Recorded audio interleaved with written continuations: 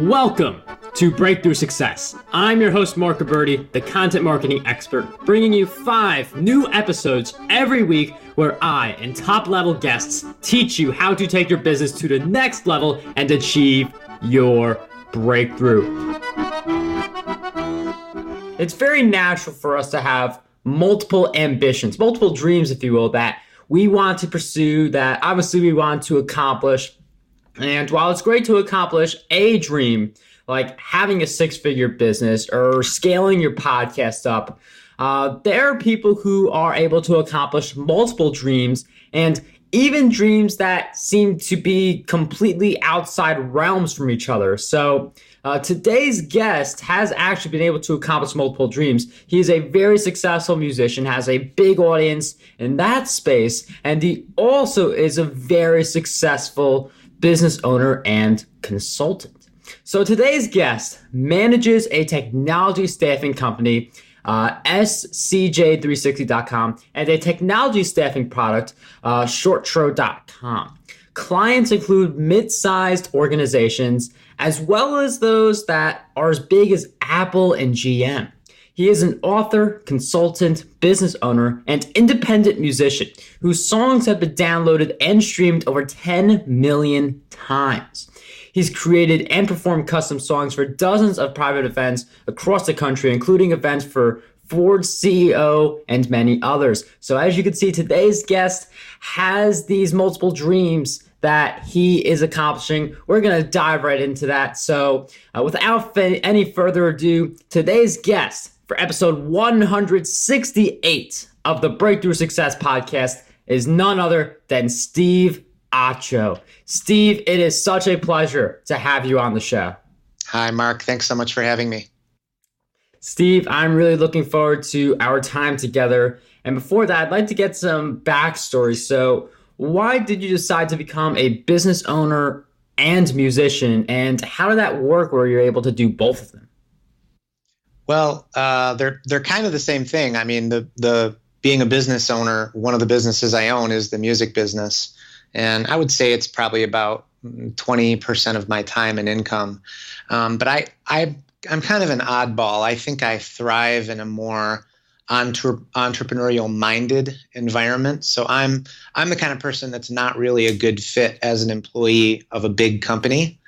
And that's not a knock on big companies or anything like that. I think, people are fits for different sized companies, different growth phases.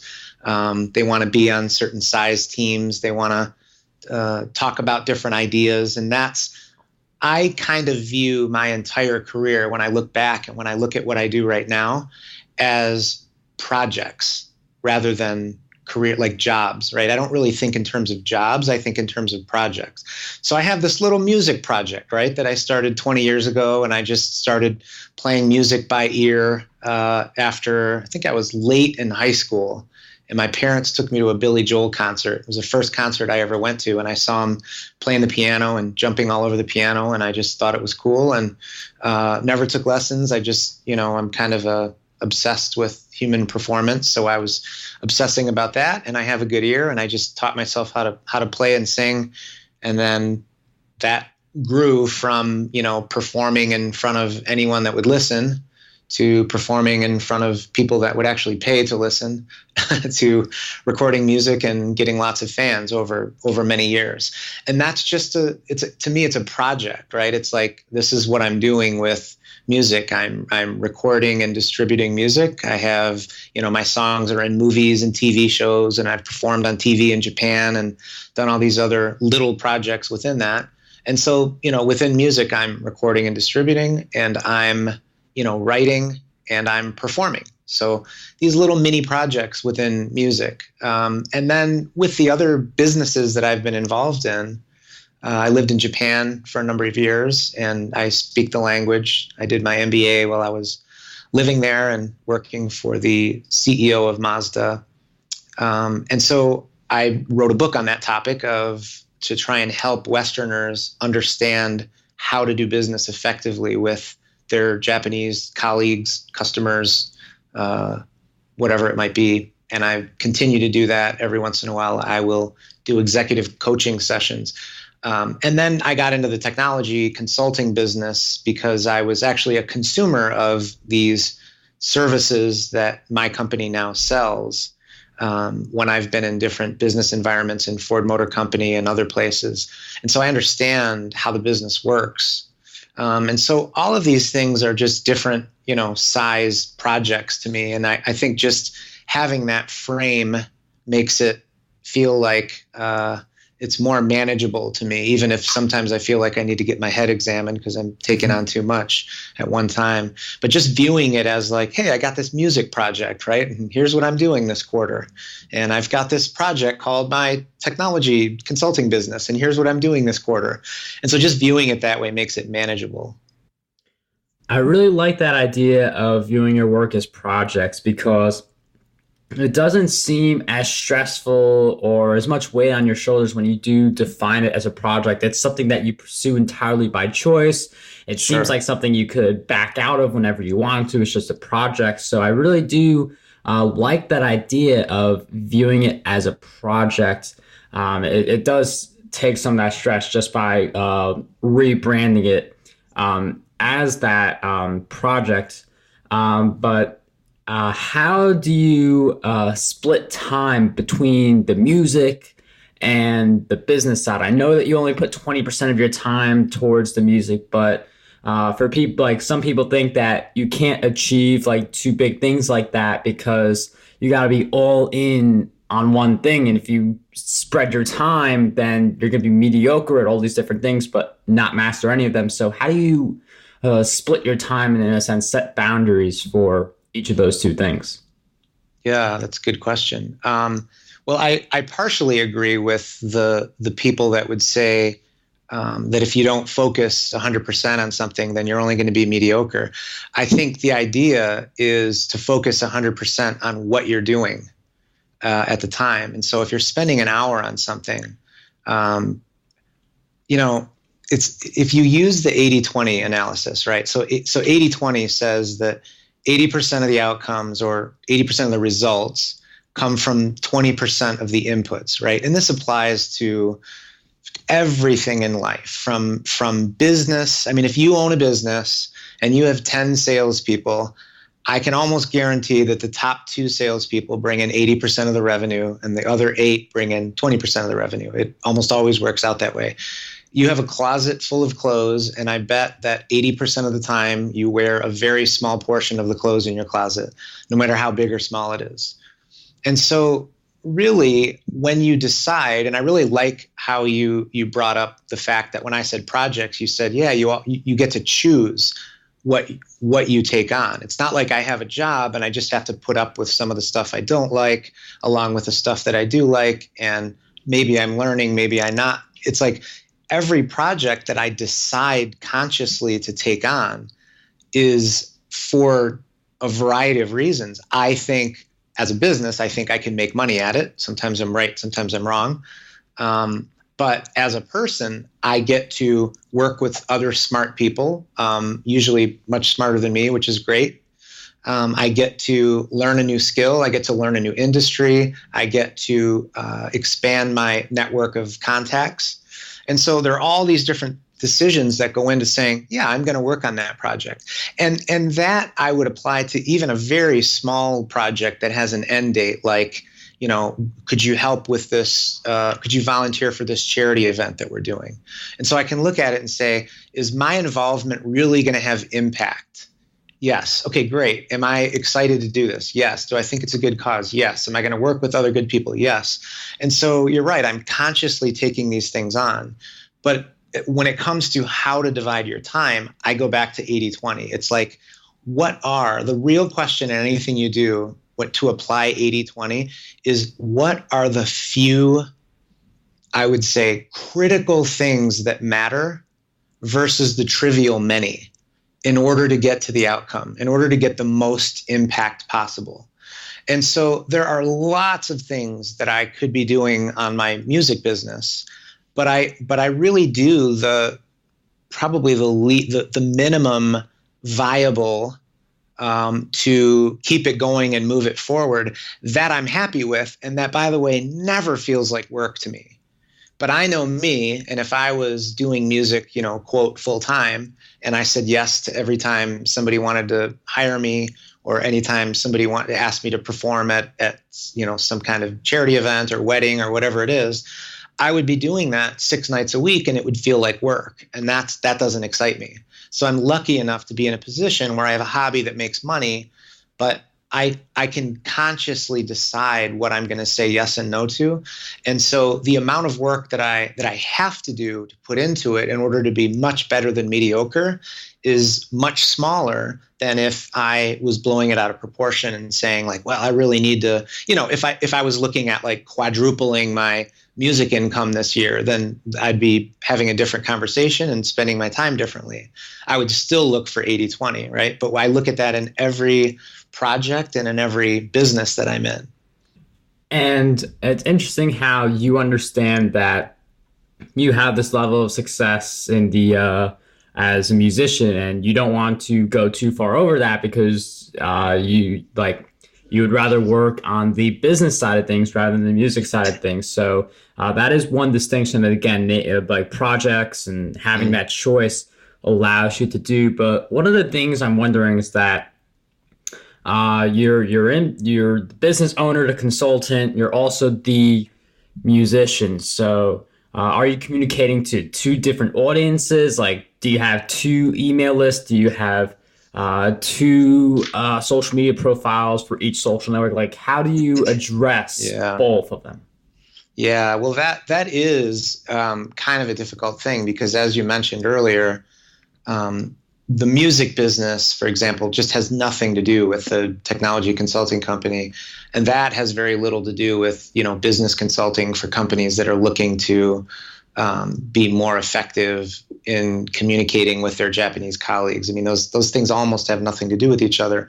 But there are times when there actually is an overlap. So, for example, I've been hired by a number of companies to come in and write a custom song and perform a custom song for their events. And so that requires me or it allows me to kind of use my knowledge and understanding of business and my ability to communicate effectively with, C-suite people and have this conversation that says, okay, cool, this is going to be fun. What's the outcome of your event?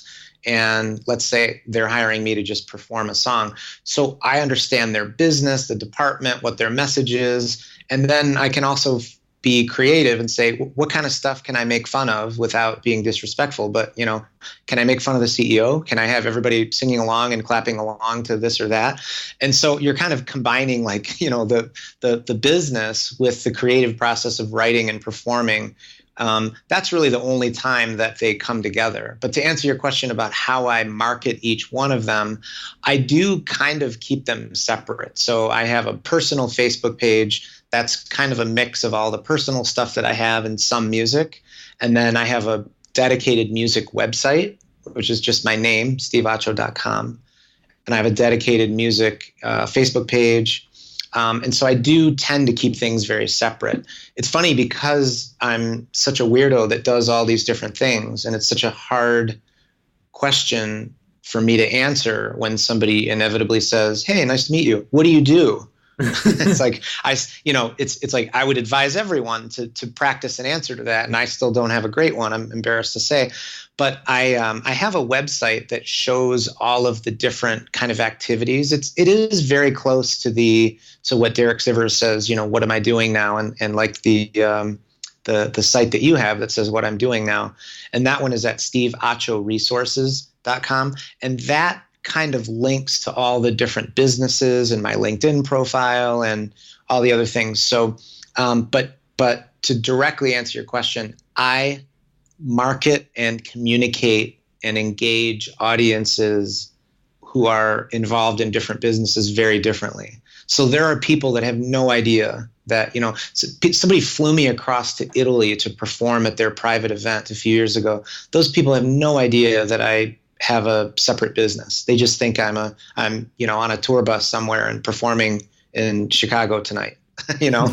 So I do kind of keep those things separate, but I am a bit of like a weirdo Batman, right? I have this alter ego and other businesses.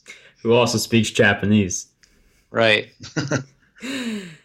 And you've been able to connect with large companies like the Apples, GMs, and Fords of the world. And interesting from both sides. It's not just like you're doing it from the musical side, but you're also doing it from the business side as well, which is like, that's like even more mind-boggling that you're able to do it with both of the dreams that you've pursued. So one of the things I'm wondering is how exactly do you connect with those large companies? When people are like, I spoke at this event by like, let's say Ford or Apple or like any of those, like how exactly do you make those connections?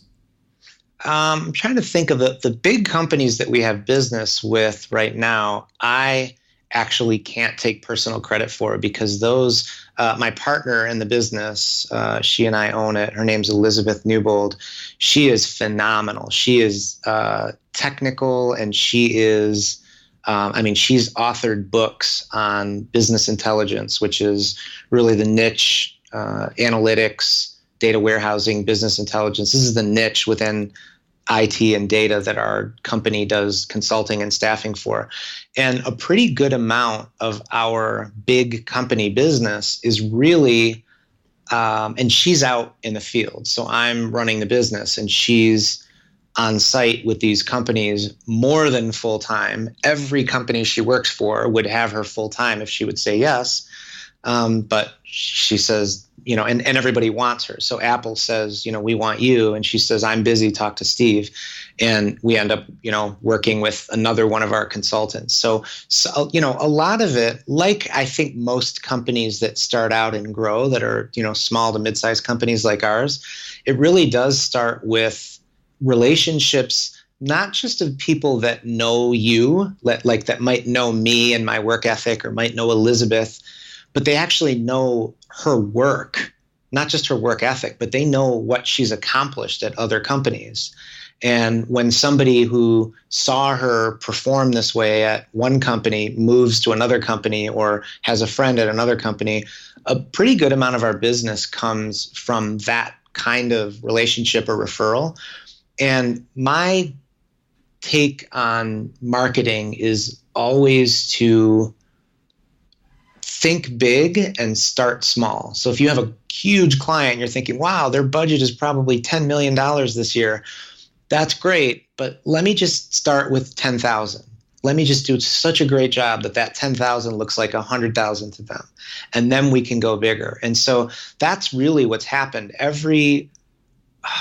trying to think of, we have had inbound calls, but a majority of it has been from relationship or a referral of someone that said, so-and-so speaks very highly of you or Elizabeth, and we have this problem and we've heard that you solve this problem. And to me, that is just the bullseye of marketing, right? Is if you can get that to happen, then what you do is you profile and duplicate those customers when you want to grow your business. So it's not a matter of getting a megaphone and shouting louder and hoping that some number of people that can hear you, some small percentage, of people that drive down the highway and see your billboard are going to call you.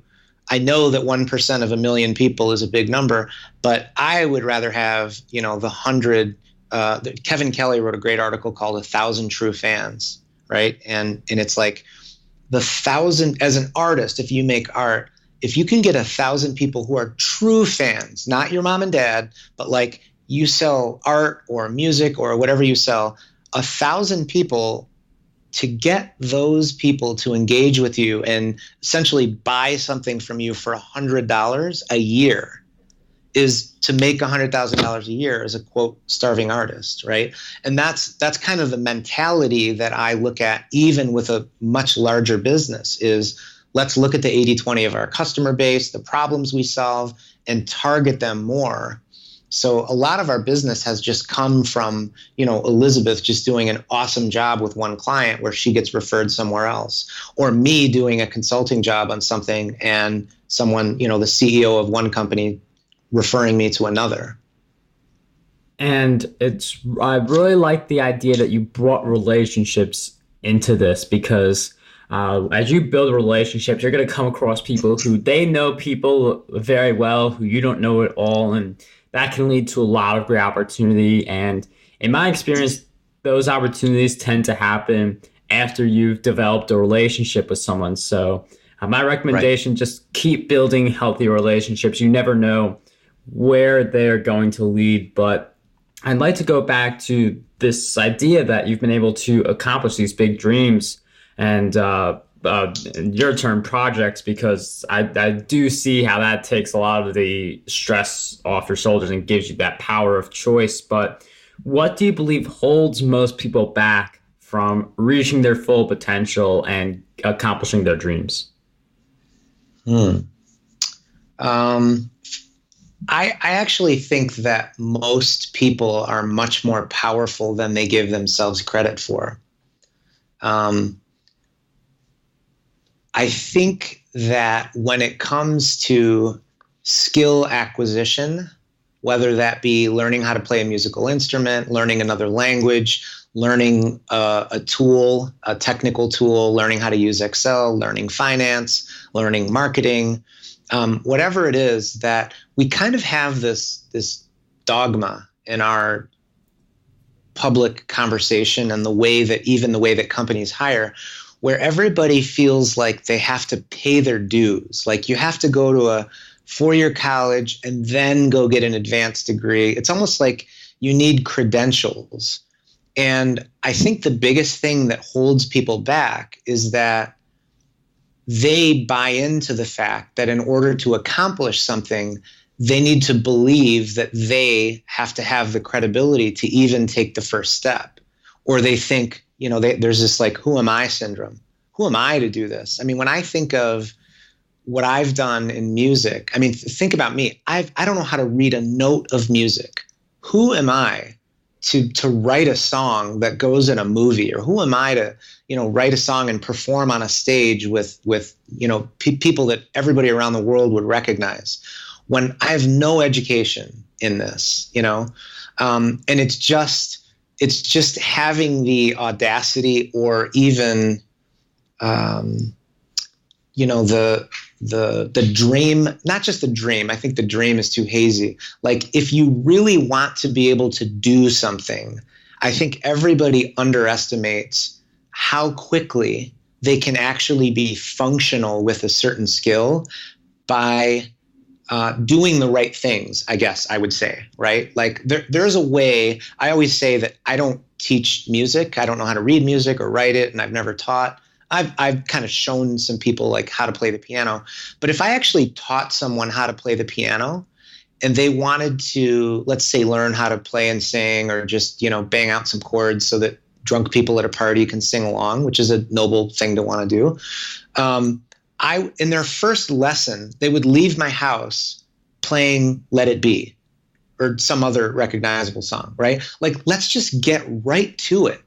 And I'll teach you how to actually do something functional as quickly as possible. And then I will correct how you move and how you sit and all that. But in the context of actually doing the work, doing the thing that you want to do. And that really is my criticism of how most skills are taught, is people think, well, you just have to pay your dues. You just have to play scales for 5 years.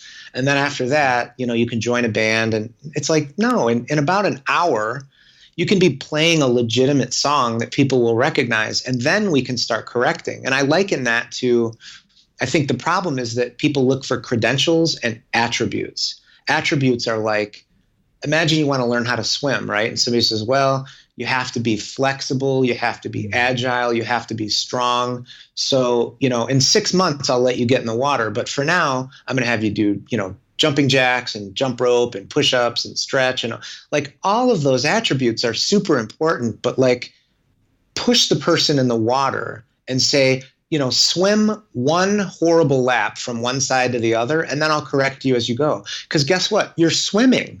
It's like, pick up the guitar and play the guitar. Go, you want to learn how to code. Like, go, what's the simplest thing you can code so that you see the outcome? So I think that people underestimate their own ability to accomplish things because they have these self-limiting beliefs around paying your dues and credibility and how you have to learn, attributes and then be able to actually do the work instead of just doing the work. Like, you want to code, go build, like, start from scratch, and then go build your next door neighbor's fishing store website, or not website, but app, on the iPhone store. Just go do it. That's your project for the next 3 months. You can pick yourself. Nobody needs to tell you. You can just walk next door and say, I want to learn this. I want to do this for you. It's going to be free. You know what I mean? And if people thought that they were motivated but weren't willing to do that, well, then that's a different story. But when they are motivated and what's holding them back is the belief that, like, who am I to do that? I don't know anything about it. Right? Does that make sense? Yeah, that's really powerful, because I do feel like people will do so much research just so they can feel a little more confident about doing good the first time that they never actually get to it. So, like, webinars being an example, like, there was a point where I was just doing research for, like, how to host a better webinar, things like that. But I was like, I just got to do this webinar, and then I'm going to get better at it as I go. Right. So, yeah, like, great. If you, like, have something that you haven't done for a while and you want to do it, just do it. It doesn't matter if no one sees it. If you promote the webinar, no one watches it.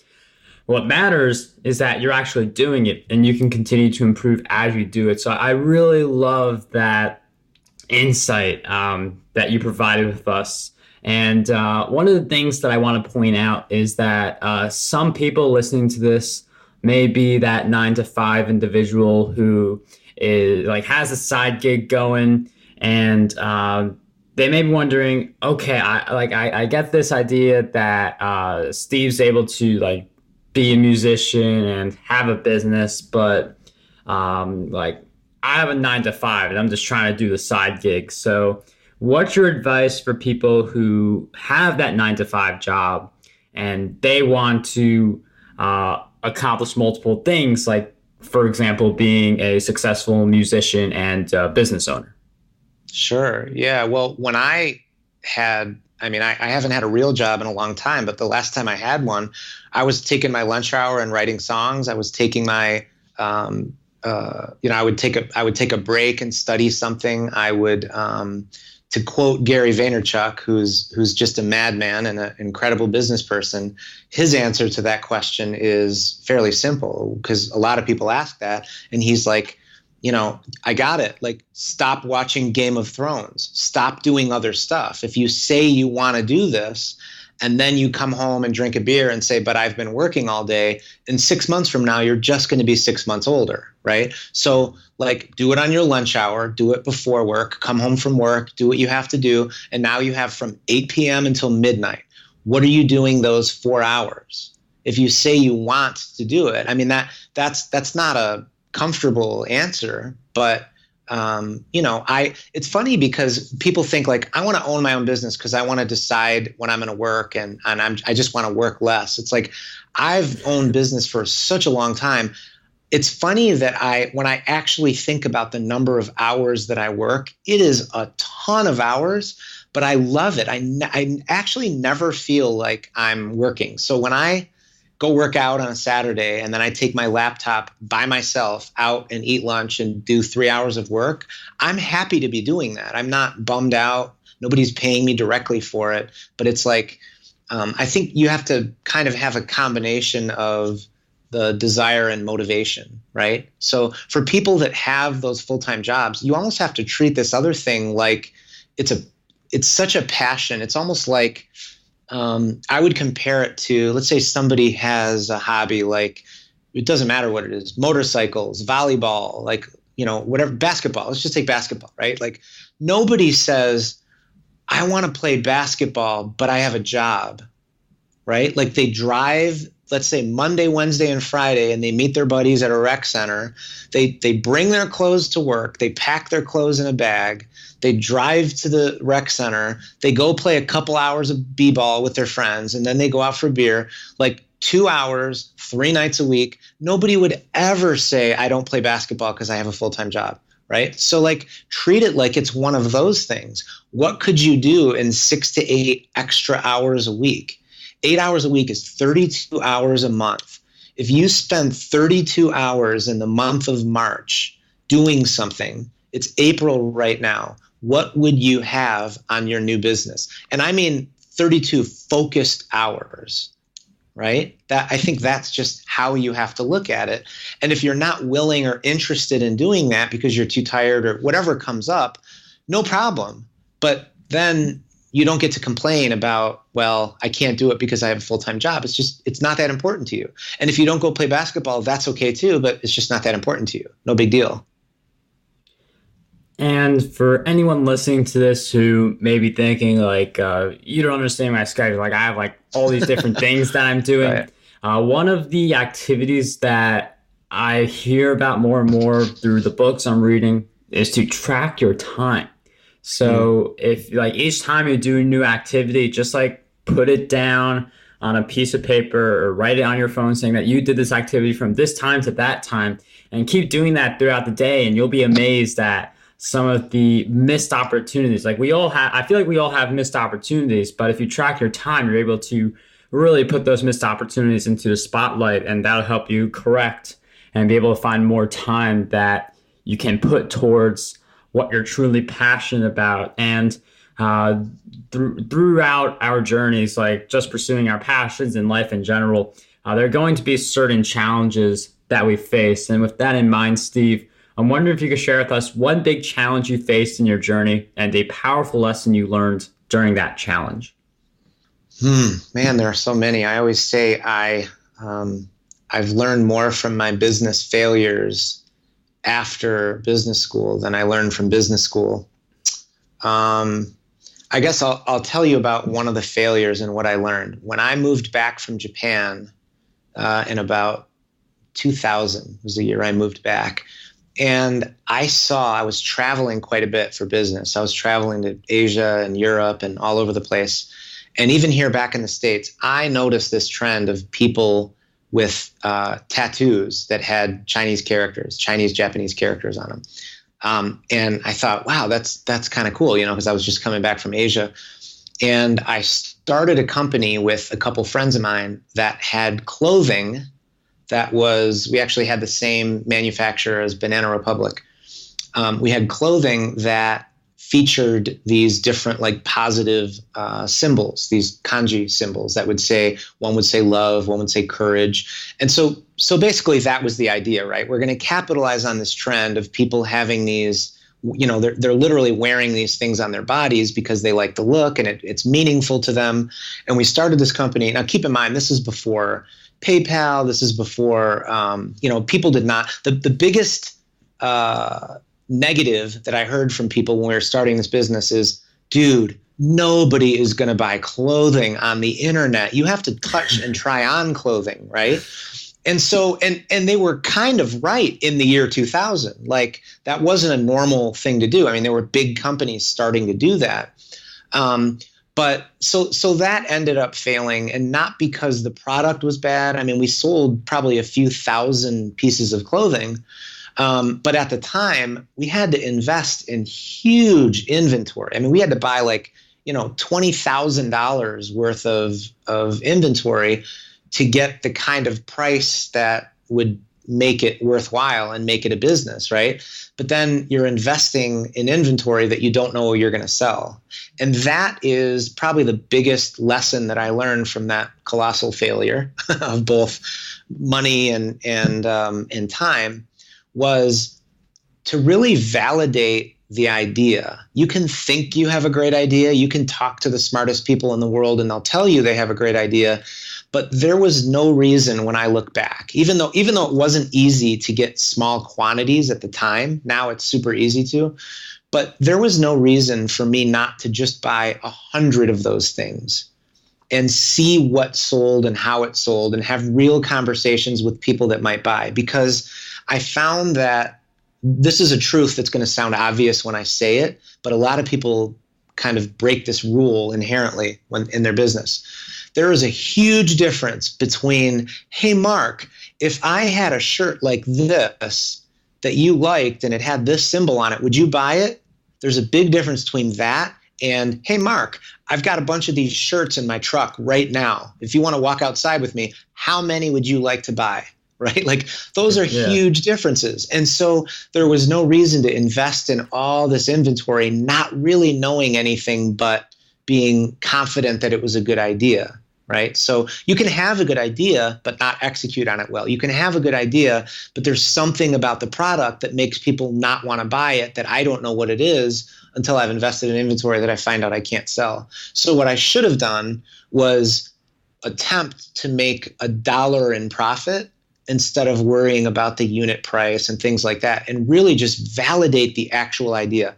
How valuable is this product? Now I'm just speaking generically. How valuable is this product or service to people? Who and how much money are they willing to spend to trade it for this? Like, go validate it. What is your speed to $1 profit? Not, 100,000, not fancy finance sheets and second round funding and all that stuff. Like, very practical stuff. Like, if you can sell this thing to one person, could you sell it to 10? And who are those 10? And can you get to 100? And why or why not?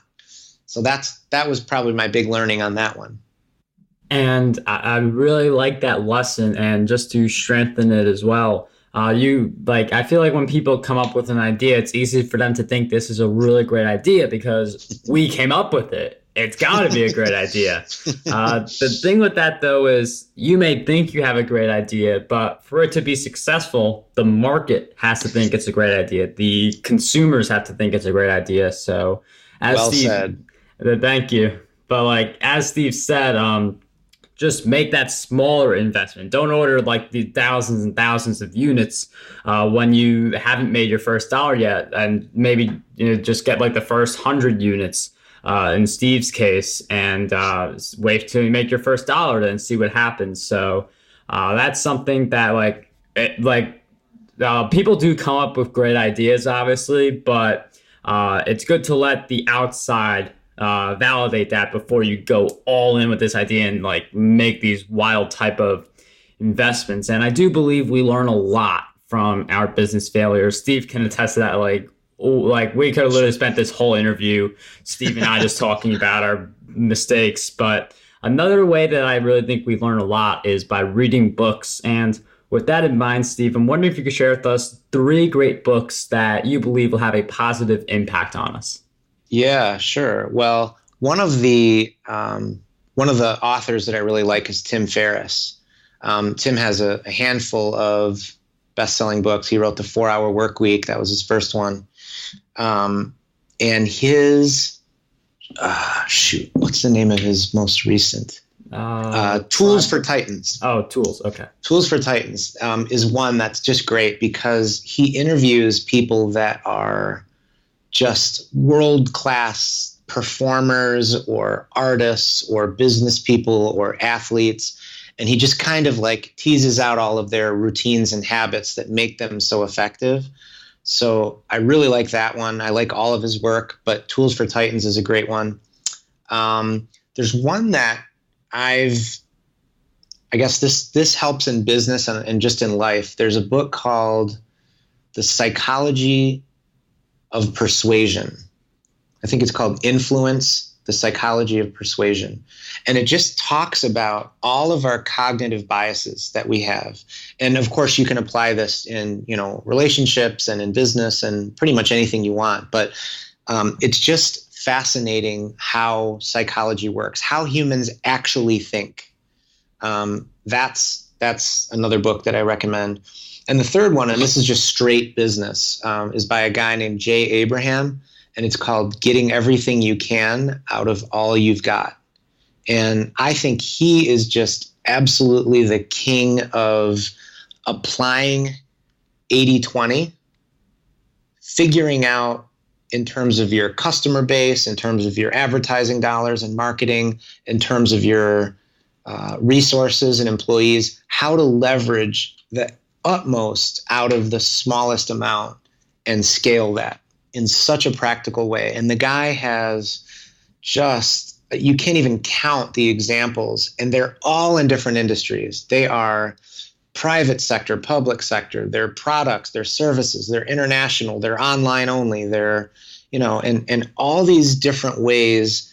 I think the biggest thing you learn from him is just perspective, because he'll do something, he'll give examples of where he'll take a concept that's really well known in one industry. Like, for example, the timeshares. You know how those timeshare businesses work, where they invite everybody out to this beautiful place, and they'll buy you dinner, and all you have to do is listen to this spiel, right? And then some number of people will buy into these timeshare things. Well, he applied that in a business that had just nothing to do with that. That nothing to do with the industry. They were selling a product and not a service. And so it's really interesting when somebody can just can look at a business and apply things from other industries or businesses, and basically just repeat things that have proven to be effective. So that's another book that I really like. Steve, thank you for those great book recommendations. For any listeners who want the links to those notes, those will be in the show notes at markguberti.com/E168. And if you want a book on how you can create, promote, and optimize your content for growth and revenue, you can grab your copy of my book, Content Marketing Secrets, over at markguberti.com/book. And before we wrap up this episode, Steve, I've asked you several questions throughout our time together, but what do you believe is one question that we need to be asking ourselves more often? One question we should ask ourselves more often. How can I be better tomorrow than I was today? I absolutely love that question. That's the question right there of how we become better people and how we become higher performers. That question right there. Spoken as two highly obsessive, compulsive people looking at performance improvement, right? No wonder we get along. Well, Steve, I've really enjoyed this interview, and you shared a lot of great insights with the listeners. For anyone wondering where to find Steve, you can head over to his site, steveachoresources.com. Of course, all these links will be in the show notes. And he's got a lot of bonuses just for Breakthrough Success listeners. If you go to steveachoresources.com/breakthrough, there are a few things waiting for you. There's a 2 to 3 page summary of his book, a link to a video with a 15-minute presentation on strategic advice for hiring and getting hired. And you can even get a free 15-minute consultation session about hiring or getting hired. So if any of those 3 things or all 3 of them are interesting to you, steveachoresources.com/breakthrough is the place to go. And I also want to mention one more thing that Steve is doing. Also, don't connect with him on LinkedIn. Don't forget to do that. That link will be there too. But he also has a blog, hereiswhatilearned.com. I actually read through it a little bit before our interview. I really like the blog posts. They're like really short, sort of like Seth Godin style, where it's like less than 100 words per post, but there's a lot of insights in there. So hereiswhatilearned.com is another place where you can see Steve in action. And Steve, again, I can't thank you enough for sharing all of your great insights with us. It was fun doing this interview. It was great to hear the value that you provided, and it was such a pleasure to have you on the show. Thanks so much for having me, Mark. This was great. How does over 100 retweets per day sound to you? My free ebook, 27 Ways to Get More Retweets on Twitter, has you covered. I use the methods within this ebook to get over 10,000 retweets every single quarter. To learn more and get access to this free resource, visit markguberti.com/retweets.